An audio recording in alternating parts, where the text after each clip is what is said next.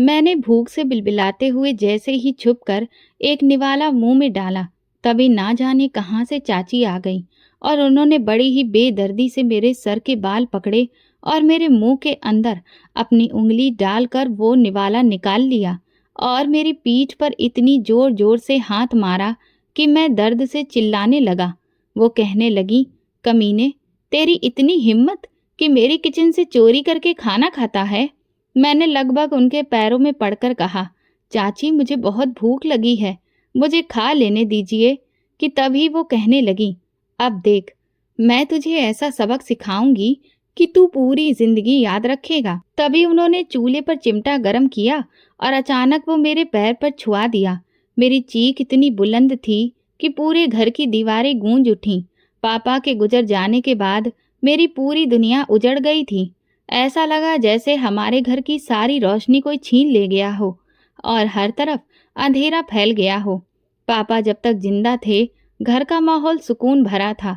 वो हमेशा हमें हिम्मत देते, मम्मी को ढांढस बंधाते और चाचा चाची की बातों को नज़रअंदाज कर देते। लेकिन उनके जाने के बाद सब कुछ बदल गया। चाचा चाची ने मौका देखा और तुरंत हमारे हिस्से की ज़मीन और घर पर कब्जा कर लिया। वो कहते थे कि ये घर हमारा है, ये ज़मीन हमारी है, अब तुम लोगों का इस पर कोई हक नहीं। मम्मी बेबस हो गई थी। वो दिन रात आंखों में आंसू लेकर ये जुल्म सहती रही। वो बस यही कहती, बेटा सब्र करो, भगवान देर से ही सही लेकिन इंसाफ जरूर करता है। लेकिन उनका सब्र देखकर मेरा दिल खून के आंसू रोता था। चाचा अक्सर शाम को घर आते और ऊंची आवाज में कहते, ये घर अब हमारा है, अगर रहना है तो गुलाम बनकर रहो। मम्मी चुप हो जाती, सिर झुका लेती और सिर्फ इतना कहती, ये घर हमारा है, हम किसी का हक नहीं मार रहे। मगर उनकी बात सुनने वाला कोई नहीं था। चाची तो और भी जहर घोल देती, कहती, कितने दिन तक हम तुम्हें पालेंगे? ये लड़का दिन ब दिन बड़ा हो रहा है, कल को काम धंधा क्या करेगा? बोझ है हमारे ऊपर। मैं मम्मी के पीछे छुपकर ये सब सुनता और अंदर से कांप जाता। मम्मी रात को मेरे पास बैठकर मेरा सर सहलाती और कहती, बेटा ये वक्त गुजर जाएगा, तू हिम्मत मत हारना, भगवान इंसाफ जरूर करता है। मैं आंसू पोंछते हुए कहता, मम्मी पापा हमें छोड़कर क्यों चले गए? मम्मी मेरे माथे को चूम कर कहती, बेटा मौत किसी के बस में नहीं होती, लेकिन याद रखो पापा ने तुम्हें आशीर्वाद दिया था कि तुम बड़े होकर कुछ बनोगे।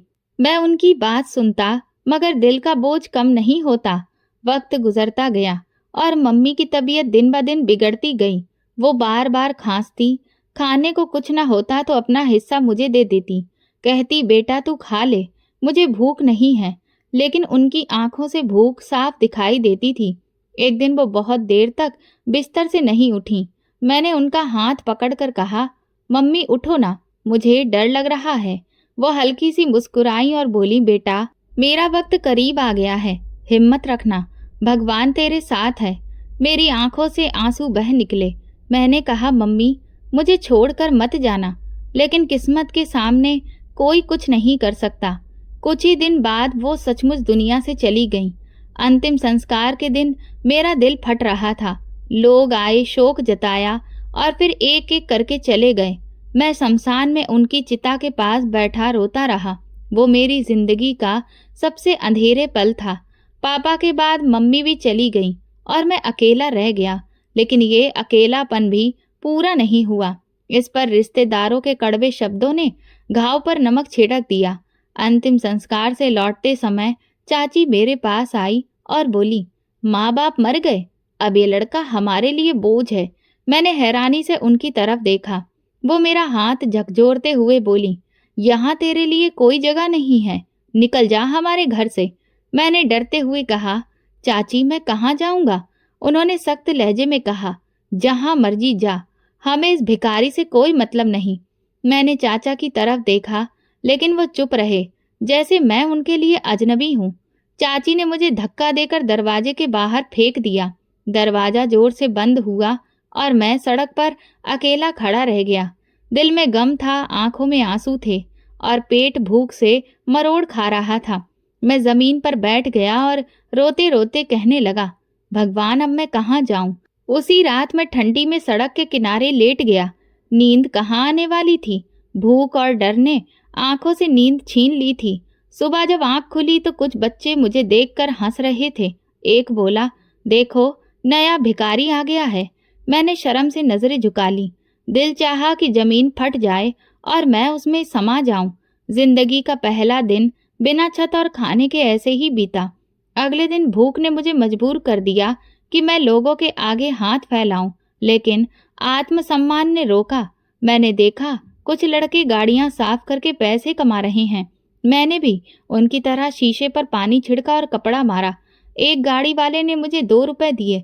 उस वक्त वो मेरे लिए किसी खजाने से कम नहीं थे। मैं 2 रुपए लेकर भागा और रोटी खरीदी। पहली बार समझ आया कि भूख इंसान से सब कुछ करवा सकती है। दिन महीनों में बदल गए। मैं दिन भर गाड़ियां साफ करता और रात को किसी पेड़ के नीचे या फुटपाथ पर सो जाता। सर्दी में कांपता, बारिश में भीगता और गर्मी में पसीने से तरबतर हो जाता। कभी कभी सोचता अगर पापा जिंदा होते तो क्या ऐसा होता। फिर दिल जवाब देता, नहीं, वो हमें कभी अकेला नहीं छोड़ते।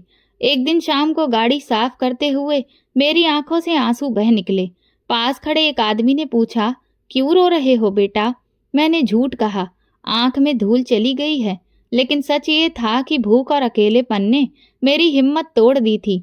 रात को जब सब लोग अपने अपने घर चले गए तो मैं सड़क किनारे बैठकर आसमान देखने लगा। तारे चमक रहे थे, मगर मेरा दिल अंधेरे में डूबा था। मैंने आंखें बंद करके प्रार्थना की, हे भगवान, मुझे भी एक छत दे दे, एक कमरा दे दे जहां मैं सुकून से सो सकूं। फिर मैं जमीन पर लेट गया और आंसुओं के बीच नींद के इंतजार में रहा। जिंदगी की सड़क पर भटकना मेरे लिए दर्द बन चुका था। हर दिन एक नई परीक्षा लेकर आता। कभी पेट की आग बुझाने के लिए होटल के कचरे में झांकता, कभी किसी होटल के नौकर के पीछे जाकर बचा हुआ खाना तलाश करता। कई बार हाथ खाली रह जाते और मैं कचरे के ढेर के पास बैठकर सोचता, क्या मेरी जिंदगी भी एक दिन इसी ढेर की तरह खत्म हो जाएगी? कभी सर्द रातों में पत्थर पर सिर रखकर सोता। फुटपाथ पर लेटते वक्त कुत्ते पास आकर भौंकते और मैं डर कर कानों पर हाथ रख लेता। सुबह जब आंख खुलती तो जिस्म अकड़ा हुआ होता, हड्डियां दर्द कर रही होती, लेकिन उठना पड़ता क्योंकि पेट भूखा होता। लोग मुझे देखकर या तो हंसते या तरस खाते, मगर कोई आगे बढ़कर हाथ नहीं बढ़ाता। कई बार मैंने सुना, लोग कहते ये सड़क पर भेड़ बकरियों की तरह क्यों घूमते हैं, कोई काम क्यों नहीं करते। उनके ताने मुझे तीर की तरह लगते, जबकि मैं दिन रात गाड़ियां साफ करता था, लेकिन मेरी मेहनत उन्हें कभी दिखाई नहीं दी। चाची के शब्द बार बार याद आते, बोझ है ये लड़का। और मैं सचमुच खुद को बोझ समझने लगा। लगता था जैसे मैं इस दुनिया में गलती से पैदा हो गया हूँ। गाड़ियां साफ करते वक्त जब भी किसी बच्चे को अपने माता पिता के साथ देखता तो दिल चीरने लगता। एक बार मैंने देखा एक बच्चा अपने पापा के कंधे पर बैठा हंस रहा था। उसके पापा कभी उसे गोद में लेते, कभी गाल पर चूमते। मैं उन्हें देखता रह गया। दिल में टीस उठी और आंखों से आंसू बहने लगे। मैंने आसमान की तरफ देखा और धीरे से कहा, भगवान, मेरे पापा कहाँ हैं? मेरी मम्मी कहाँ हैं? लेकिन जवाब में बस खामोशी मिली। भूख की तकलीफ आंखों से बहते आंसुओं में बदल गई। पापा की मौत के बाद मेरी दुनिया एकदम उजड़ गई थी। यूं लगा जैसे किसी ने हमारे घर की रोशनी छीन ली हो और हर तरफ अंधेरा फैल गया हो। पापा जब तक जिंदा थे घर की हवा में सुकून था, लेकिन उनके जाते ही सब बदल गया। कई बार ऐसा हुआ कि मैंने किसी होटल के बाहर रोटी के टुकड़े पड़े देखे और दिल चाहा कि उठाकर खा लूं, लेकिन राहगीर मुझे देखते तो शर्म आती। मैं पेट पर हाथ रखकर वहां से हट जाता। एक दिन भूख इतनी तेज हुई कि मेरा जिस्म कांपने लगा। मैंने एक आदमी से कहा, साहब, गाड़ी का शीशा साफ कर दूं? उसने मुझे गुस्से से धकेल दिया और कहा, भिखारी कहीं के, दूर हट जा मेरी महंगी गाड़ी से, वरना पुलिस बुला लूंगा। मैं सहम गया और फुटपाथ पर जा बैठा। वो मुझे देखकर बड़बड़ाता रहा, साले नाली के कीड़े, जाने कहां कहां से आ जाते हैं। कुछ देर बाद एक और गाड़ी आई। इस बार गाड़ी वाले ने कहा, हाँ साफ कर दे। मैंने जल्दी जल्दी शीशा साफ किया तो उसने 5 रुपए दिए। वो रुपए मेरे लिए खजाने से कम न थे, मैं भागा और जाकर एक सादी रोटी खरीदी। वो रोटी खाते वक्त मुझे लगा जैसे मैंने कोई त्योहार का खाना खाया हो। एक रात मैं कमजोरी के साथ गाड़ियां साफ कर रहा था। बारिश हो रही थी और मेरा बदन कांप रहा था। पानी मेरे कपड़ों से गुजर रहा था। मैं भीगता जाता। सर्दी ने हड्डियों तक कपकपी भर दी। गाड़ियां तेजी से गुजर जाती और मैं उनके पीछे दौड़ने की हिम्मत नहीं कर पाता। एक गाड़ी वाले ने शीशा नीचे किया और तंज कसते हुए बोला, ओ छोटे, बारिश में भी पैसों के पीछे भाग रहा है। मैंने नजरें झुका ली। कुछ कहने की हिम्मत ही ना हुई। मैंने गाड़ी का शीशा साफ किया, लेकिन वो हंसते हुए गाड़ी आगे बढ़ा गया। मुझे कुछ न मिला। मैंने मन ही मन कहा, हे भगवान, अगर यही जिंदगी है तो तू मुझे अब मौत दे दे। मेरे होंठ कांप रहे थे। आंखों से आंसू बारिश की बूंदों के साथ मिलकर बह रहे थे। पेट भूखा था, हाथ खाली था, जिस्म थका हुआ था। मुझे लगा अब मैं और नहीं जी सकता। मैंने फुटपाथ पर बैठकर चेहरा दोनों हाथों में छुपा लिया। दिल चाह रहा था कि बस जमीन फट जाए और मैं उसमें समा जाऊं, लेकिन शायद जिंदगी यही है, किसी के लिए नरम बिस्तर तो किसी के लिए पत्थर जैसी कठोर। अगले दिन मैं एक बहुत ही प्रसिद्ध पिकनिक स्पॉट पर गया, जहां बहुत सारे अमीर लोग अपने बच्चों के साथ घूमने फिरने के लिए आते थे। मैं उन्हें देखकर मन ही मन अपने माँ बाप को याद कर रहा था। वो लोग अपने बच्चों को बहुत अच्छी अच्छी चीज खिलाने और बच्चे खुशी खुशी बेफिक्र होकर खूब खेल रहे थे। मैं बस ये सोच रहा था कि अगर इनमें से कोई कुछ खाने के लिए छोड़ दे तो आज मेरा उससे पेट भर जाएगा। धीरे धीरे शाम ढलने लगी। मैं वहां से उठकर जाने लगा कि तभी अचानक मुझे किसी की चीख सुनाई दी। पीछे पलटकर देखा तो एक औरत और आदमी जोर जोर से चिल्ला रहे थे। तभी मेरी नजर व्हील चेयर पर बैठे एक लड़के पर पड़ी, जिसकी व्हील चेयर बेकाबू हो चुकी थी और पहाड़ी की ढलान वाले रास्ते से लुढ़क कर खाई की तरफ बढ़ती जा रही थी। वो दोनों आदमी औरत लगातार उसके पीछे भाग रहे थे, लेकिन रोक नहीं पा रहे थे। वो बच्चा बेचारा जो उसे व्हील चेयर पर बैठा था, अपने मम्मी पापा को पुकार कर रो रहा था। हर कोई वहां पर खड़ा होकर ये तमाशा देख रहा था। तभी न जाने मुझे क्या हुआ, मैं फुर्ती से उस व्हील चेयर की तरफ लपका और अचानक कूदकर उसका पिछला पहिया पकड़ लिया। लेकिन जब तक वो व्हील चेयर रुकी तब तक मैं कुछ दूर तक घसीट चुका था। पर राहत की बात यह थी कि कुछ दूर जाकर वो गाड़ी रुक गई। तभी वो दोनों औरत आदमी वहां आए और अपने बच्चे को सही सलामत देखकर सुकून की सांस ली। उन अंकल ने मुझे तुरंत उठाकर खड़ा किया तो देखा कि मेरे घुटने बहुत छिल गए थे और हाथ में भी कई जगह खरोंचें आ गई थीं। उन्होंने अचानक मुझे अपने गले से लगा लिया और मेरे सर पर हाथ फेरते हुए कहने लगे, बेटा, तुम्हें तो बहुत चोट आ गई है, लेकिन तुमने इस सब की परवाह नहीं की और मेरे बेटे की जान बचा ली। मैं तुम्हारा जितना भी शुक्रिया अदा करूं वो कम है।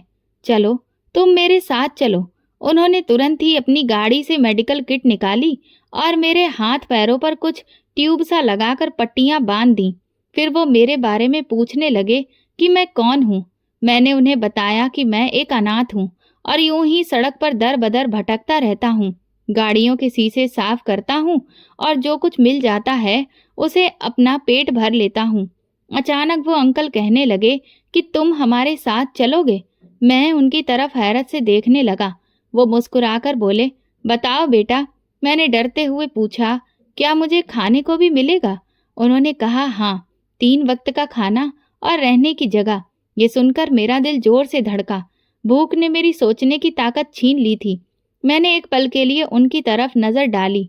दिल कह रहा था कि ये मौका हाथ से ना जाने दूं, लेकिन दिमाग ने कहा, कहीं ये कोई जाल तो नहीं। लेकिन फिर मैंने धीरे से कहा, जी साहब, मैं चलूंगा। वो बोले, फिर आओ, चलो हमारे साथ। मैंने गाड़ी का दरवाजा खोला तो अंदर की खुशबू और गर्माहट ने मुझे हैरान कर दिया। गाड़ी के नरम कुशन पर बैठते ही ऐसा लगा जैसे बरसों से थका हुआ जिस्म पहली बार आराम में आया हो। अंदर खुशबू फैली हुई थी जो मेरे जैसे बच्चे के लिए किसी अजनबी दुनिया की निशानी थी। उन्होंने अगले ही पल मुझे पानी की बोतल दी। मैंने कांपते हाथों से उसे पकड़ा और एक ही सांस में आधी बोतल खत्म कर दी। फिर उन्होंने एक डब्बा आगे बढ़ाया जिसमें खाना था। उस वक्त मेरी आंखों में खुशी और हैरत दोनों भरी हुई थी। मैंने हिचकिचाते हुए कहा, ये सब मेरे लिए है। वो मुस्कुराकर बोले, हाँ बेटा, ये सब तुम्हारे लिए है, खाओ और जितना चाहो खाओ। मैंने डब्बा खोला, उसमें गरम रोटी, सब्जी और मीठा भी था। वो खुशबू मेरे होश पर छा गई। मैंने जल्दी जल्दी निवाले मुंह में डाले। हर निवाला मेरे अंदर की जान वापस ला रहा था। वो मुझे गौर से देखते रहे। खाना खत्म करने के बाद मैंने शर्मिंदा होकर कहा, साहब मैं बहुत भूखा था। वो हंस पड़े और बोले, बेटा भूख लगना शर्म की बात नहीं, अब तुम्हारे दिन बदलने वाले हैं। उनकी मुस्कान मेरे दिल को और मजबूत कर रही थी। गाड़ी आगे बढ़ती गई। बाहर अंधेरी सड़कों पर पानी बह रहा था और दुकानों की रोशनियां धीमी थीं। मैंने पहली बार सोचा कि शायद किस्मत वाकई बदल सकती है। वो साहब खामोश थे, कभी कभी फोन पर बात कर लेते और वो आंटी और उनका बेटा मेरे बगल में बैठे थे। बार बार मुझे मुस्कुराकर देख लेते। मैं दुबका बैठा रहा। थोड़ी देर बाद उन्होंने मेरी तरफ देखते हुए कहा, अब तुम हमारे साथ रहोगे। उनके शब्द मेरे लिए बिजली की तरह थे। मेरा दिल डर और खुशी के बीच डोल रहा था। मैंने झिझकते हुए कहा, साहब क्या सच में मैं आपके साथ रह सकता हूँ? वो बोले, हाँ बिल्कुल, अब तुम्हें भटकने की जरूरत नहीं। मेरी आंखों में नमी भर आई। दिल में कई सवाल थे मगर जुबान पर नहीं लाए। सोच रहा था कि कहीं ये सपना ना हो, कहीं ऐसा ना हो कि मैं जागूं और फिर वही फुटपाथ, वही भूख मेरा नसीब हो। गाड़ी अंधेरी सड़कों से गुजरती हुई एक बड़े दरवाजे पर रुकी। दरवाजा खुलते ही अंदर रोशनियों से जगमगाता एक बड़ा घर सामने आया। मेरा दिल जोर से धड़कने लगा। वो जगह मेरे जैसे गरीब लड़के के लिए किसी स्वर्ग से कम न थी। इमारत की खिड़कियां शीशे की तरह चमक रही थी। बगीचे में रोशनियों के झूमर लगे हुए थे। बाहर सिक्योरिटी गार्ड खड़ा था, जिसने सलाम किया और दरवाजा खोल दिया। गाड़ी अंदर दाखिल हुई तो मैंने दाएं बाएं देखा। हर तरफ हरी घास, फूलों के पौधे और खूबसूरत रोशनियों का नजारा था। मैं सोचने लगा कि क्या ये सब सच है। गाड़ी बड़े हॉल के सामने रुकी। ड्राइवर ने आकर दरवाजा खोला। मैं डरते डरते नीचे उतरा। नरम कालीन पर कदम रखते ही लगा जैसे जमीन भी बदल गई। उन साहब ने मेरी तरफ हाथ बढ़ाया और कहा, आओ बेटा, अब ये तुम्हारा घर है। मैं हैरत में डूबा उनके पीछे चल पड़ा। हॉल में दाखिल होते ही मुझे रोशनी, फर्नीचर और खुशबू ने अपनी गिरफ्त में ले लिया। वहां सब कुछ नया और अजनबी था। मेरे कदम लड़खड़ा रहे थे। दिल कह रहा था कि मैं यहाँ का नहीं हूँ, मगर वो साहब लगातार हौसला दे रहे थे। एक नौकरानी जो शायद घर की काम वाली थी, आगे बढ़ी। उन्होंने कहा, ये लड़का आज से हमारे साथ रहेगा, इसे इसका कमरा दिखा दो और आराम से सुला दो। नौकरानी ने नरमी से मेरी तरफ देखा और कहा, आओ बेटा, मेरे साथ चलो। मैं धीरे धीरे उसके पीछे चलने लगा। रास्ते में लंबी लंबी दालानों से गुजरते हुए मेरा सिर चकरा रहा था। हर तरफ शीशे के फ्रेम, खूबसूरत तस्वीरें और कीमती सामान रखा था। जब वो मुझे कमरे में ले गई तो मैं दंग रह गया। बिस्तर इतना नरम और बड़ा था कि मैंने जिंदगी में कभी देखा ही नहीं था। खिड़की के पास मेज पर खाने के ढेर सारे बर्तन रखे थे। नौकरानी ने कहा, ये तुम्हारे लिए हैं, जब चाहो खा लेना। मैंने सिर झुकाकर धीरे से कहा, धन्यवाद। वो मुस्कुरा दी और बाहर चली गई। कमरे में अकेला रहकर मैंने चारों तरफ देखा। मेरा दिल जोर जोर से धड़क रहा था। सोच रहा था कि कल तक मैं फुटपाथ पर ठंड में कांप रहा था और आज यहाँ हूँ। मैंने बिस्तर पर लेटने की कोशिश की। नरम बिस्तर पर लेटते ही मेरी आंखों में आंसू आ गए। दिल कह रहा था कि शायद ये सब सपना है, लेकिन ये सपना हकीकत में बदल चुका था। मैंने खिड़की से आसमान की तरफ देखते हुए कहा, हे भगवान, क्या सचमुच मेरी जिंदगी बदलने वाली है? और फिर बरसों के बाद एक सुकून की नींद ने मुझे अपनी बाहों में भर लिया। अगली सुबह मैंने खुद को एक साफ सुथरे कमरे में पाया। खिड़की के पर्दों से रोशनी अंदर आ रही थी और कमरा किसी बड़े होटल से कम नहीं लग रहा था।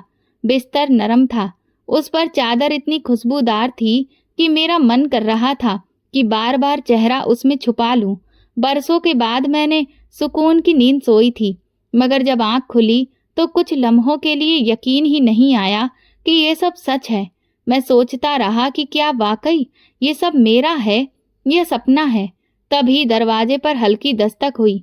एक नौकरानी अंदर आई और नरमी से बोली, बेटा नाश्ते के लिए नीचे आइए, पिताजी तुम्हें बुला रहे हैं। मैं सहम गया। पिताजी? मगर उसके साथ चलने लगा। सीढ़ियों से नीचे उतरते वक्त मेरा दिल बहुत तेज धड़क रहा था। हॉल में एक लंबी सी मेज लगी थी जिस पर तरह तरह के खाने रखे थे।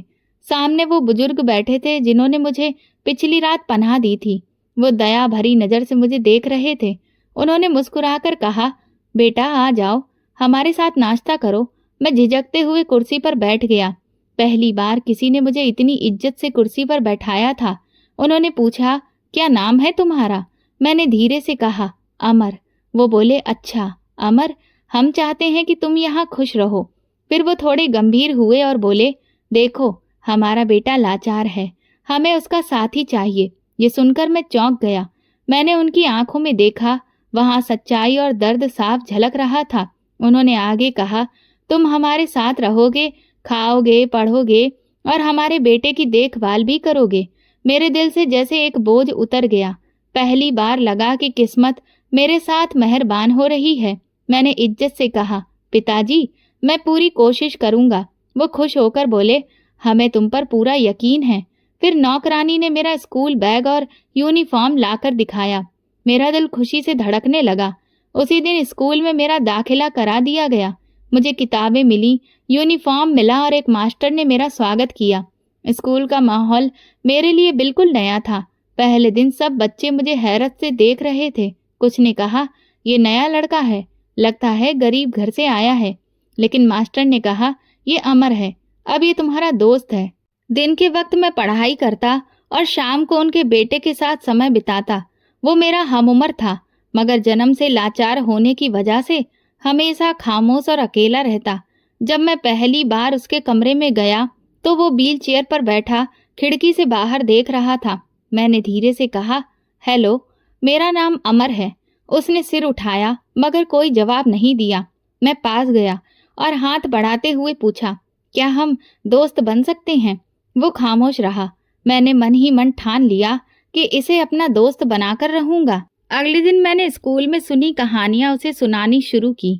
कभी राजकुमार और राक्षस की कहानी, कभी किसी बहादुर लड़के की दास्तान। वो मुझे देखकर चुपचाप सुनता, मगर उसकी आंखों में हल्की सी चमक दिखाई देती। एक दिन मैंने कहा, देखो, अगर तुम चाहो तो हम शतरंज खेल सकते हैं। उसने पहली बार हल्की आवाज में कहा, मुझे खेलना नहीं आता।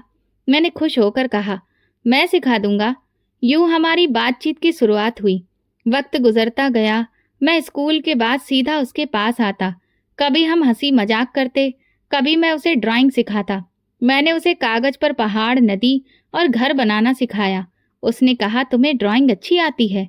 मैंने जवाब दिया, हाँ, मेरी माँ कहती थी तुम बड़े होकर चित्रकार बनोगे। ये सुनते ही उसने कहा, काश मेरी माँ भी ऐसे ही सपने मेरे लिए देखती। मैंने महसूस किया कि वो अंदर से बहुत उदास रहता है। धीरे धीरे वो भी मेरे करीब आ गया। एक दिन उसने कहा, अमर, तुम्हारे आने से मेरा कमरा कम अकेलेपन से भरा लगता है। ये सुनकर मेरी आंखें भर गईं, मगर मैंने हंसकर कहा, अब तो हम हमेशा साथ रहेंगे। उसने पहली बार खुलकर हंसी लगाई। वो हंसी मेरे लिए इनाम थी। कुछ हफ्तों बाद उसके पिता ने मुझे कहा, बेटा तुमने हमारे बेटे को बदल दिया है। पहले वो कभी मुस्कुराता नहीं था, अब वो तुम्हारे साथ हंसता है। मैंने शर्मिंदा सा होकर कहा, पिताजी मैंने कुछ नहीं किया, ये सब भगवान की मर्जी है। उन्होंने मेरे सिर पर हाथ रखा और कहा, भगवान तुम्हें यूं ही कामयाब करे। मेरे पास एक नया दोस्त और एक नया घर आ गया। सुबह मैं स्कूल में पढ़ता, दिन में खेलता और शाम को अपने दोस्त को कहानियां सुनाता। कभी कभी हम दोनों आंगन में बैठकर आसमान देखते और सपने बांटते। वो कहता, मेरा सपना है कि मैं एक दिन चल सकूं। मैं कहता, और मेरा सपना है कि मैं बड़ा आदमी बनूं। हम दोनों खामोश हो जाते, मगर दिल में उम्मीद की किरण हमेशा जलती रहती। मेरे दिन रंगीन होने लगे। सुबह स्कूल जाना मेरे लिए किसी त्योहार से कम नहीं था। यूनिफॉर्म पहनकर जब मैं आईने में खुद को देखता तो यकीन नहीं आता कि ये वही अमर है जो कभी फुटपाथ पर सोता था। स्कूल के गेट पर चौकीदार अक्सर मुस्कुराकर कहते, शाबाश अमर, तुम रोज सुबह वक्त पर आते हो। मैं जवाब देता, हाँ, क्योंकि पढ़ाई मेरा सबसे बड़ा खजाना है। क्लास में जाते ही मास्टर खुशी से मेरा नाम लेते। वो अक्सर कहते, ये लड़का दूसरों के लिए मिसाल है। दोपहर दोस्त के साथ बीतती। स्कूल से लौटकर मैं सीधा उसके कमरे में जाता। वो मेरा इंतजार करता। अक्सर कहता, अमर, आज कौन सी नई कहानी सुनाओगे?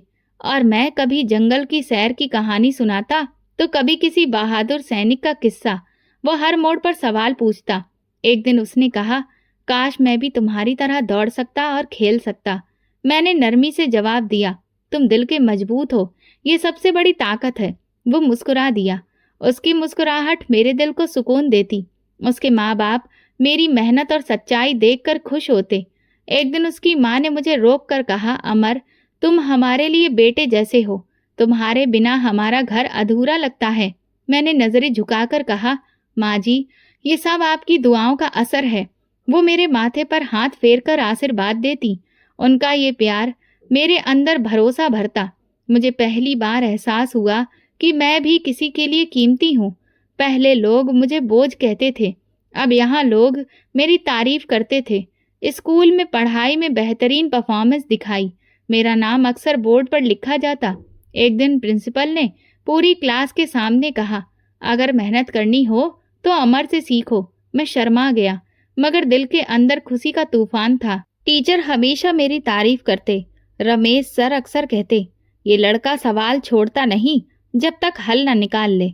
अंग्रेजी वाले मिश्रा सर कहते, अमर की स्पीच सुनकर लगता है ये एक दिन बड़ा वक्ता बनेगा। ये बातें मेरी हिम्मत बढ़ाती। मुकाबलों में पोजीशन ली, इनाम जीते। एक बार पेंटिंग का मुकाबला हुआ। मैंने पहाड़, नदी और सूरज की रोशनी का सीन बनाया। जजों ने कहा, ये कमाल की सोच है। इनाम में मुझे किताबें मिली और वो किताबें मेरे लिए खजाने से कम नहीं थीं। दोस्तों ने मेरा हौसला बढ़ाया। वो अक्सर कहते, अमर, तुम हर बार टॉप करते हो, हमें भी मेहनत करने की प्रेरणा मिलती है। मैं हंसकर कहता, अगर तुम भी दिल लगाकर पढ़ो तो सब मुमकिन है। यूं मैं दूसरों के लिए भी उम्मीद का जरिया बन गया। मैंने सोचा, जिंदगी अगर दूसरा मौका देती है तो इसे जाया नहीं करना चाहिए।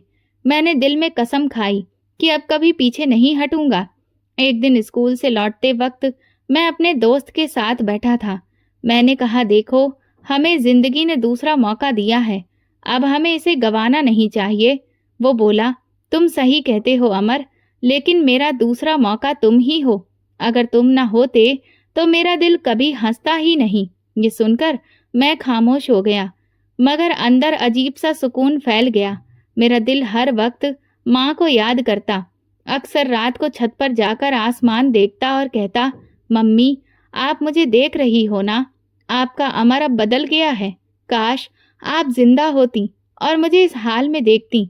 कभी सोचता, अगर आप मेरे साथ होती तो मुझे अपने बाजू में भरकर फक्र करती। 4 साल पलक झपकते गुजर गए। मैं जवान होने लगा और ख्वाब बड़े होने लगे। स्कूल की पढ़ाई खत्म होने के करीब थी। टीचर कहते, अमर, तुम्हारे लिए कॉलेज के दरवाजे खुले हैं। मेरे दिल में बड़े सपने जन्म ले रहे थे। मैं चाहता था एक दिन अपने लिए और दूसरों के लिए कुछ करूं, लेकिन दिल के किसी कोने में पुराना दुख अभी भी जिंदा था। कभी कभी रात को सपने में पापा और मम्मी आते। मैं उनके पैरों में बैठता और कहता, देखो, अब मैं बदल गया हूँ। लेकिन फिर ख्वाब टूट जाता और मैं आंखों में आंसू लिए जाग जाता। एक दिन मैंने ठान लिया कि अपना हक वापस लूंगा, वही हक जो चाचा चाची ने मुझसे छीना था।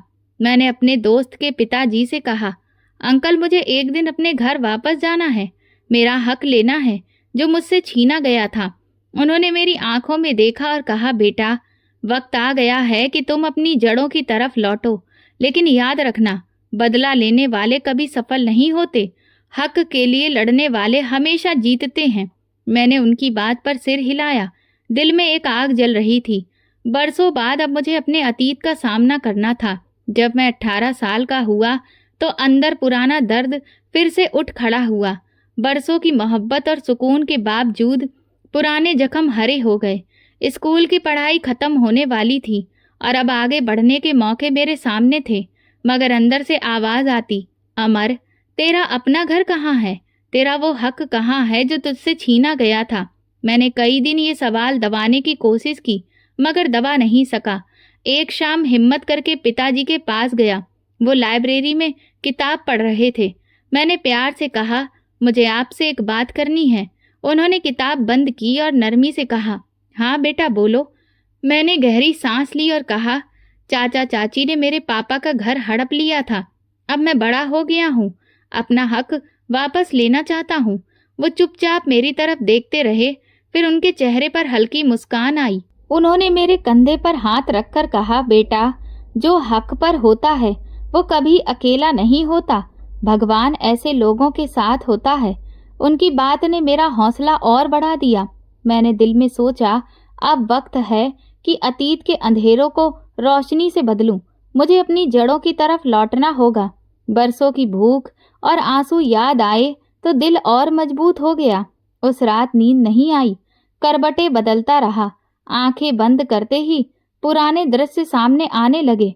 वो पल जब मुझे घर से धक्के देकर निकाला गया था, वो सर्द रातें, वो बारिश के दिन जब मैं फुटपाथ पर पड़ा रो रहा था। उसी बेचैनी में मुझे ख्वाब आया। मैंने देखा पापा और मम्मी मेरे सामने खड़े हैं। पापा ने मेरा हाथ पकड़कर कहा, बेटा, हमें तुम पर गर्व है, तुमने हार नहीं मानी। मम्मी मुस्कुराकर बोली, अब वक्त है तू अपना हक लेकर हमें सुकून दे। मैं चौंक कर उठ बैठा। आंखों से आंसू बह निकले। मैंने दिल से भगवान से प्रार्थना की, मुझे सफल करना। अगले दिन मैंने ठान लिया कि गाड़ी लेकर अपने पुराने घर जाऊंगा। सुबह जल्दी उठकर तैयार हुआ। यूनिफॉर्म की जगह सादे लेकिन साफ कपड़े पहने। पिताजी ने मुझे गाड़ी की चाबी दी और कहा, याद रखना, तुम हक लेने जा रहे हो, बदला लेने नहीं। मैंने सिर हिलाया। दोस्त जो अब मेरा भाई बन चुका था, व्हीलचेयर पर मेरे पास आया। उसने मेरा हाथ पकड़ा और कहा, अमर, तुम्हें हिम्मत से जाना होगा, लेकिन याद रखना तुम अकेले नहीं हो। मेरी दुआएं तुम्हारे साथ हैं। मैंने झुककर कहा, अगर तुम ना होते तो शायद मैं ये कदम ना उठा पाता। वो मुस्कुराकर बोला, दोस्त वही है जो मुश्किल वक्त में साथ हो। जाओ अमर, अब सही वक्त है। मैंने उसे गले लगाया और गाड़ी की तरफ बढ़ गया। गाड़ी में बैठते ही दिल तेजी से धड़क रहा था, मगर कदम पीछे हटने को तैयार नहीं थे। इंजन स्टार्ट किया तो दिल से प्रार्थना निकली, हे भगवान, मुझे सफल करना। रास्ता बहुत लंबा था। गाड़ी अंधेरी सड़कों और बाजारों और पुरानी गलियों से गुजरती रही। खिड़की से बाहर देखते हुए बचपन की यादें ताजा हो गईं। वही चौक जहां मैं खिलौनों के लिए जिद करता था, वही छोटा सा पार्क जहां पापा के साथ झूला झूलता था। मगर अब सब कुछ बदला बदला सा लग रहा था। रास्ते में एक जगह गाड़ी रुकी तो देखा कुछ बच्चे गली में क्रिकेट खेल रहे थे। अचानक गेंद मेरी गाड़ी के नीचे आ गई। एक बच्चा दौड़कर आया और बोला, अंकल, गेंद दे दीजिए। मैं चौंक गया। अंकल, ये शब्द मेरे लिए नया था। मैंने गेंद उठाकर उसके हाथ में दी। वो मुस्कुराया और भाग गया। मैंने सोचा, वाकई वक्त ने मुझे बदल दिया है। कल तक मैं इन्हीं बच्चों जैसा था और आज लोग मुझे अंकल कहने लगे हैं। गाड़ी चलती रही। मेरा दिल कभी बीते वक्त में जाता तो कभी आज के हालात में। मैंने खुद से कहा, अमर, अब डरने की जरूरत नहीं, ये तेरा हक है। दिल की धड़कन तेज थी, मगर हौसला भी साथ था। थोड़ी दूर पर मंदिर के शिखर दिखे तो मैंने गाड़ी रोकी। हाथ मुंह धोकर भगवान के आगे माथा टेका। प्रार्थना में बस यही कहा, हे भगवान, मेरा साथ देना, मुझे सफल करना। जैसे ही वापस गाड़ी में बैठा, दिल का बोझ कुछ हल्का लगने लगा। भरोसा हुआ कि भगवान मेरे साथ है। गाड़ी धीरे धीरे पुराने मोहल्ले के करीब पहुंची। वही गलियां थीं, लेकिन रौनक गायब थी। मकानों की दीवारें पुरानी पड़ चुकी थीं, कुछ खिड़कियां टूटी हुई थीं। बच्चे खेल तो रहे थे, मगर उनके चेहरे मेरे लिए अनजान थे। मैं उस घर के सामने रुका जो कभी मेरा आशियाना था। गाड़ी से उतरते वक्त दिल की धड़कन और तेज हो गई। कदम भारी लग रहे थे, जैसे जमीन रोक रही हो, लेकिन मैंने हिम्मत करके आगे बढ़ा। सामने वही मकान था जिसकी दहलीज पर कभी मम्मी बैठकर ठंडी हवा खाया करती थी, जिसके आंगन में मैं खेला करता था। लेकिन मेरी आंखों के सामने ऐसा मंजर आया जिसने मुझे पत्थर बना दिया। घर अब खंडर बन चुका था। दीवारें टूटी पड़ी थीं, ईंटें बिखरी थीं, छत जलकर गिर चुकी थी। दरवाजा आधा टूटा लटका हुआ था। आंगन में घास और कांटे उग आए थे। एक तरफ पुरानी चारपाई का जला हुआ ढांचा पड़ा था। खिड़कियों के शीशे टूटे हुए थे। दीवारों पर कालिख जमी थी। मैंने आंखें बंद कर ली, लेकिन यादें पीछा नहीं छोड़ रही थी। मैं कुछ देर दरवाजे के सामने खड़ा रहा। कदम जैसे जमीन में धंस गए थे। आंखों से आंसू निकल पड़े, वही आंसू जिन्हें बरसों से रोक रखा था। हवा तेज चल रही थी और खंडहर और भी डरावना लग रहा था। मैंने दरवाजे को छुआ तो लकड़ी टूटकर हाथ में आ गई। दिल को ऐसा झटका लगा जैसे मेरा बीता वक्त टूटकर बिखर गया हो। तभी मोहल्ले के एक बुजुर्ग आहिस्ता आहिस्ता पास आए।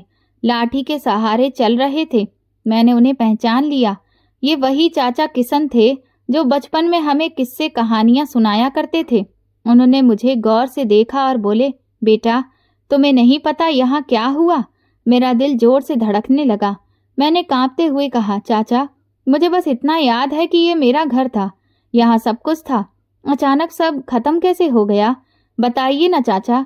चाचा किशन ने लाठी जमीन पर टिकाई, गहरी सांस ली और बोले, बेटा, तुम्हारे जाने के कुछ दिन बाद यहाँ आग लगी थी। मेरा दिल बैठने लगा, जैसे पैरों तले जमीन खिसक रही हो। मैंने जल्दी से पूछा, कैसी आग चाचा? उन्होंने भारी आवाज में कहा, वो रात बहुत खौफनाक थी। सब लोग अपने घरों में सो रहे थे कि अचानक तुम्हारे घर से चीखने की आवाजें आईं।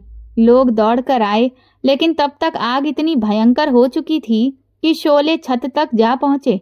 उन्होंने सर झटका और कहा, उस आग में तुम्हारे चाचा चाची और उनके बच्चे सब जलकर मर गए। कोई बाहर नहीं निकल सका। ये सुनकर मेरी आंखें फटी रह गईं। कानों में शोर गूंजने लगा। मैंने टूटती आवाज में पूछा, क्या किसी ने बचाने की कोशिश नहीं की? तभी एक मोहल्ले वाले बोले, बेटा, सबने कोशिश की। हम लोग बाल्टियों से पानी फेंकते रहे, लेकिन आग बहुत तेज थी। दरवाजे और खिड़कियां जलकर बंद हो गए थे। कोई करीब जाने की हिम्मत नहीं कर सका। बस अंदर से चीखें आती रहीं और फिर धीरे धीरे सब खामोश हो गया। मेरे कदम लड़खड़ा गए। मैं एक दीवार का सहारा लेकर खुद को संभालने की कोशिश करने लगा। दिल को एक पल के लिए सुकून मिला कि जुल्म करने वाले बचे नहीं, लेकिन साथ ही गहरा दुख भी हुआ कि वो भी इंसान थे और मेरे अपने रिश्तेदार थे। मेरा दिल कह रहा था कि मैं उनके साथ दुश्मनी रखता हूँ, लेकिन उनकी मौत ने मुझे हिलाकर रख दिया। मैंने खंडर की दीवारों को छुआ तो ईंटों पर जमी कालिख मेरे हाथ पर लग गई। आंखों से आंसू बह निकले। बचपन की यादें एक फिल्म की तरह आंखों के सामने घूमने लगी। वो खेल, वो हंसी, वो कमरे जहां मैं भागता दौड़ता था, अब सिर्फ खामोश खंडहर बन चुके थे। मैंने धीरे से कहा, मम्मी पापा, काश ये सब कभी न होता। मोहल्ले वाले सर झुकाए खड़े थे। किसी की जुबान पर कोई प्रार्थना नहीं थी, ना कोई अच्छा शब्द था। सब कहते थे उनके जुल्म ही उन्हें ले डूबे। एक औरत बोली, जो दूसरों का हक मारते हैं वो कभी सलामत नहीं रहते। दूसरा आदमी बोला, ये आग हादसा नहीं थी, ये ईश्वर का कोप था। मैं चुपचाप खड़ा रहा और अंदर ही अंदर भगवान के इंसाफ को स्वीकार किया, लेकिन दिल के अंदर एक जंग चल रही थी। एक तरफ सुकून था कि बेगुनाह की पुकार सुनी गई, दूसरी तरफ दर्द था कि रिश्ते राख बन गए। तभी एक छोटा बच्चा करीब आया और मासूमियत से बोला, ये घर आपका है ना? मैंने उसे गौर से देखा और धीरे से कहा, हाँ बेटा, ये मेरा ही घर था। बच्चा हैरान हुआ और बोला, तो आप यहाँ क्यों नहीं रहते? मैंने नजरें झुकाकर कहा, क्योंकि ये घर अब घर नहीं रहा, ये तो यादों का कब्रिस्तान बन चुका है। चारों तरफ मोहल्ले वाले खड़े थे, कुछ खामोश, कुछ हैरान। चाचा किशन ने मेरा हाथ पकड़कर कहा, बेटा, दुख है कि तुम्हारा घर इस हालत में पहुंच गया, लेकिन शुक्र करो कि भगवान ने तुम्हें बचा लिया। मैंने उनकी आंखों में देखा और कहा, चाचा, शायद भगवान ने मुझे जिंदा रखा ताकि मैं सच देख सकूं। ये मेरी जिंदगी का सबसे कड़वा लम्हा था। मैंने गाड़ी की तरफ कदम बढ़ाए, मगर पैर भारी हो गए। दिल चाहता था भाग जाऊं, लेकिन जमीन ने रोक लिया। एक ख्याल आया कि ये सब मेरे लिए सबक है कि दुनिया में जुल्म ज्यादा दिन टिकता नहीं। खंडहर की ईंटों के बीच से अभी भी धुआं सा उठता लग रहा था, जैसे आग पूरी तरह बुझी ही ना हो। मैंने आखिरी बार उस मकान को देखा और मन ही मन कहा, हे भगवान, ये मेरा घर था, इसे मेरे लिए सीख बना दे और मुझे ताकत दे कि मैं दूसरों के लिए रोशनी बन सकूं। मोहल्ले के एक बुजुर्ग बोले, बेटा अब ये घर तुम्हारा है, तुम ही इसके वारिस हो। ये शब्द ऐसे लगे जैसे किसी ने भारी बोझ मेरे कंधों पर रख दिया हो। मेरे कदम डगमगा गए, दिल जोर से धड़कने लगा। मैंने चारों तरफ देखा, सबकी नजरें मुझ पर टिकी थीं। किसी के चेहरे पर हैरानी थी, किसी के होठों पर सरगोशी। मैंने गहरी सांस ली और सोचा, कभी सोचा भी नहीं था कि वही घर जिससे मुझे धक्के देकर निकाला गया था, आज मेरा हो जाएगा। मेरी आंखों के सामने वो मंजर बार बार घूमने लगा जब चाची ने मुझे घर से बाहर धकेला था। मैंने खुद से कहा, ये वही दहलीज है जिसे पार करने की इजाजत मुझे ना थी, और आज सब उसे मेरा हक मान रहे हैं। दिल चाहा कि फौरन सब कुछ दोबारा बनवाऊं।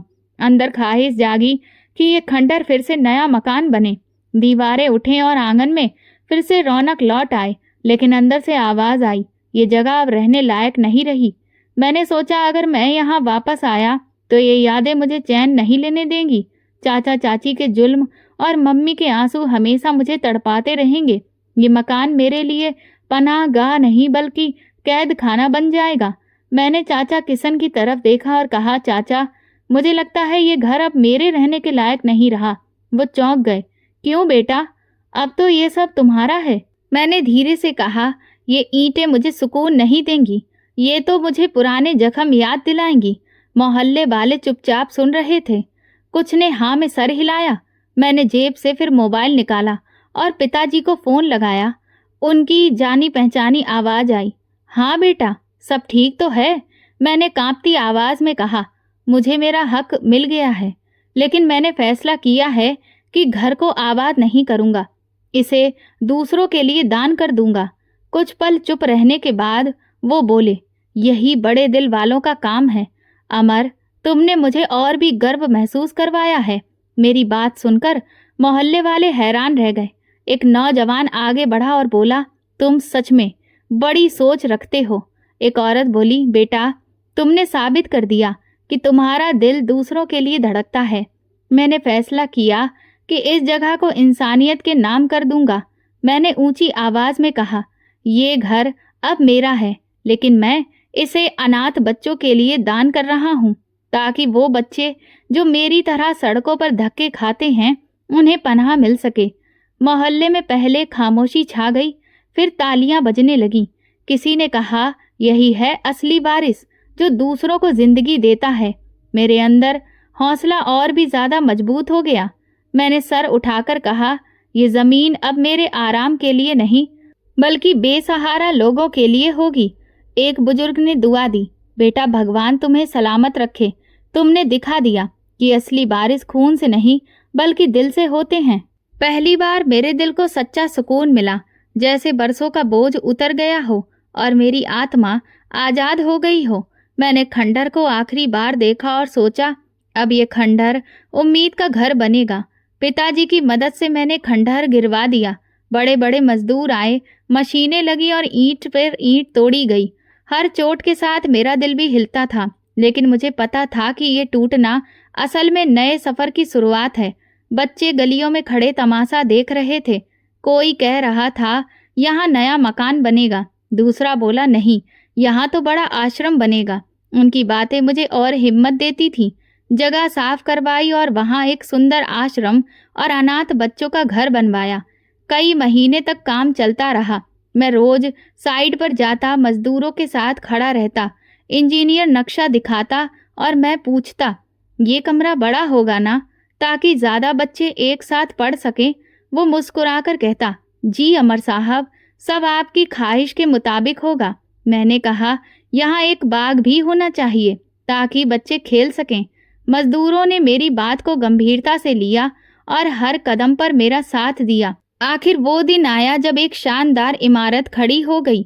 सफेद दीवारें, रोशन कमरे, एक हॉल जहां पूजा पाठ और पढ़ाई होगी, और कमरे जहां बच्चे रहेंगे, वही अनाथ बच्चे जिन्हें कभी मेरी तरह सड़कों पर धक्के खाने पड़ते थे। अब वहां चैन से रहने लगे। जब पहले बच्चे वहां आए तो उनकी आंखों में हैरत और खुशी थी। एक ने कहा, ये सब हमारा है। मैंने उनके सर पर हाथ फेर कर कहा, हाँ बेटा, ये सब तुम्हारा है। अब तुम्हें किसी के रहमो करम पर नहीं रहना पड़ेगा। मैंने उनके लिए पढ़ाई, खाना और रहने की पूरी व्यवस्था कर दी। किताबें खरीदी, बस्ते और यूनिफॉर्म दिए। किचन में रोजाना 3 वक्त का खाना बनने लगा। हर शाम बच्चे लाइन लगाकर खाना लेते और फिर खेलने भाग जाते। एक बच्चा मेरे पास आया और बोला, अंकल मैं पहली बार अपनी अलग खाट पर सोया हूँ। ये सुनते ही मेरी आंखों से आंसू निकल आए। हर बच्चे की हंसी मुझे अपनी कमी का उजाला लगती। जब वो खिलखिलाते और खेलते तो ऐसा लगता जैसे मेरा खोया हुआ बचपन लौट आया हो। मैं रोज उनके साथ वक्त बिताता, उन्हें प्यार देता, कभी क्रिकेट खेलता, कभी कहानियां सुनाता। एक दिन एक बच्चा बोला, अंकल क्या आप हमारे पापा हो? मैं चौंक गया, फिर मुस्कुराकर कहा, नहीं बेटा, मैं तुम्हारा सबसे बड़ा दोस्त हूँ और हमेशा तुम्हारे साथ रहूंगा। दिल ही दिल में दुआ करता कि मेरी मम्मी और पापा जहाँ भी हों खुश रहें। हर मंगलवार बच्चों के साथ मिलकर रामायण की चौपाइयाँ और भजन गाते और आखिर में माता पिता के लिए प्रार्थना करते। मुझे लगता जैसे उनकी आत्मा वहाँ सुकून में है। एक दिन मैंने बच्चों से कहा, ये सब मेरी मम्मी और पापा की दुआओं का असर है। इसी वजह से हम सब मिलकर ये काम कर रहे हैं। सब बच्चों ने हाथ जोड़कर जय माता दी कहा तो मेरा दिल भर आया। मैंने अपने चाचा चाची को भी दिल से माफ कर दिया। अक्सर सोचता था कि उनके जुल्म ने ही मुझे ये राह दिखाई। अगर वो मुझे धक्के न देते तो शायद मैं कभी ये सब ना कर पाता। इस सोच ने मेरे दिल से नफरत का बोझ हटा दिया। जिंदगी ने मुझे सिखाया कि बदला नहीं, माफी और भलाई ही सबसे बड़ी ताकत है। एक दिन एक मास्टर ने मुझसे कहा, अमर, तुमने जो किया है वो बहुत कम लोग कर पाते हैं। लोग अमीर होकर भी दूसरों के लिए कुछ नहीं करते और तुमने तो अपना सब कुछ गरीबों के लिए न्यौछावर कर दिया। मैंने जवाब दिया, मास्टर जी, ये मेरा धन नहीं है, ये भगवान की अमानत है। यूं मेरा बीते दिनों का जख्म एक रोशन कल में बदल गया। जहां कभी मेरा घर जलकर राख हो गया था, वही अब भजन और रामायण की आवाजें गूंज रही थीं। बच्चे खेल रहे थे, उनकी हंसी गलियों तक फैल रही थी। एक दिन मैंने देखा कि मोहल्ले के लोग भी यहाँ आकर बैठते हैं, बच्चों की मदद करते हैं। मोहल्ला जो कभी सुनसान लगता था, अब एक मंदिर जैसा आंगन बन गया था। मैंने खुद से वादा किया कि अब कभी किसी अनाथ को अकेला नहीं छोड़ूंगा। जब भी कोई नया बच्चा आता, मैं उसे गले लगाकर कहता, अब तुम अकेले नहीं हो। बच्चे मुझे घेर लेते और कहते, अमर अंकल जिंदाबाद। वो शब्द मेरे लिए सबसे बड़ा इनाम थे। मेरी कहानी का अंत दरअसल एक नए शुरुआत का दरवाजा था। मैं जानता था ये रास्ता लंबा है, लेकिन अब मुझे कोई डर नहीं था। मैंने सोच लिया था कि ये जिंदगी सिर्फ मेरी नहीं, उन सबकी है जिन्हें सहारा चाहिए, और यही मेरा असली हक है। मैंने पिताजी के साथ उनके बिजनेस को संभालना शुरू कर दिया और साथ ही उनके बेटे के लिए विदेश में एक बहुत अच्छे डॉक्टर के बारे में पता किया, जिसने हमें इस बार पूरी उम्मीद दिलाई कि ऑपरेशन के बाद वो अपने पैरों पर एक बार फिर से खड़ा हो सकेगा। इस उम्मीद पर मैं और पिताजी रवि को लेकर अमेरिका पहुंचे। पिताजी उस वक्त बहुत डरे हुए थे, क्योंकि इससे पहले भी उन्होंने रवि के लिए बहुत प्रयास किए थे, लेकिन वो सारे असफल रहे। पर मैंने उन्हें भगवान पर भरोसा रखने के लिए कहा और फिर आखिरकार वो दिन आ गया जब हमें खुशखबरी मिली कि रवि का ऑपरेशन सफल रहा। और जब पहली बार वो अपने दोनों पैरों पर खड़े होकर धीरे धीरे कदमों से हमारी तरफ बढ़ा, तो मेरी आंखों में खुशी के आंसू थे। और पिताजी, उन्हें तो जैसे इस दुनिया की सारी खुशियां ही मिल गई थीं। रवि ने मुझे गले से लगा लिया और कहने लगा, तुम सच में मेरे सबसे अच्छे दोस्त हो। तुम्हारे विश्वास ने ही आज मेरी जिंदगी में वो चमत्कार किया है जिसकी उम्मीद मैं खुद बरसों पहले ही छोड़ चुका था। मेरी जिंदगी ने मुझे सिखाया था कि हमें असली खुशी तभी मिलती है जब हम दूसरों के लिए जीते हैं। और बस अब आगे मैं इसी सोच के साथ अपनी जिंदगी को जारी रखूंगा। तो दोस्तों, अगर आपको हमारी कहानी पसंद आई हो तो कमेंट करके ज़रूर बताएं। इस कहानी को ज़्यादा से ज़्यादा लाइक और शेयर करें। अगर आप चैनल पर नए हैं तो मेरे चैनल को सब्सक्राइब करें और बेल आइकन दबा दें, ताकि सारे नोटिफिकेशन और अगली अपडेट आपको मिलती रहे। धन्यवाद।